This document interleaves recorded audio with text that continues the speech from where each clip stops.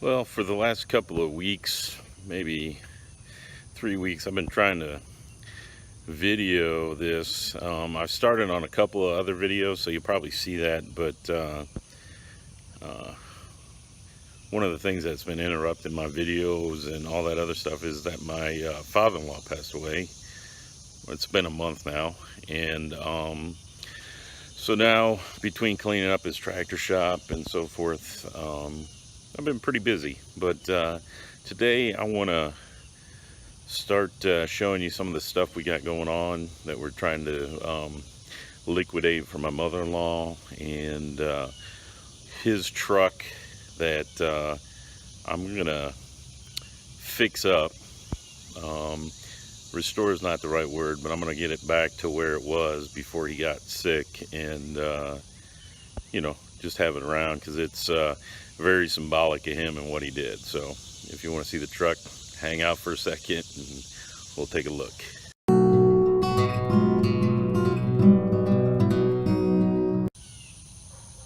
This was Billy's 1997 Ford F250 with a Powerstroke, and for the longest time he took super care of it. If he'd get a scratch in it or a dent, he would take it straight to the body shop and get it fixed. Over the last year he's been pretty sick, and so he drove it. Maybe he shouldn't have been driving, but he was able to looks like put a dent on just about every corner and panel of the truck. So that's what I'm gonna do. I'm gonna get this thing, take it to the body shop. I'm not gonna do it because I want it to look good, and go from there. But he definitely had the ability to put a bunch of dings in the thing. He's had it since I think 99, because my daughter was born in 98, and we came down here for her baptism. He came and picked us up at the airport in this. So you know, it's been in the family, and it's got some sentimental value. So like I said, we're gonna fix it all up. I 2 weeks ago I cleaned it out. When I say cleaned it out, I got all of his tools and pieces of parts. It's definitely not clean yet. So like I was saying, I cleaned it out because it was just buried with stuff. As you can tell, it's still got it needs some cleaning, but we got most of the stuff out. I don't know what this is. Oh yeah, this is stuff that needs to go back to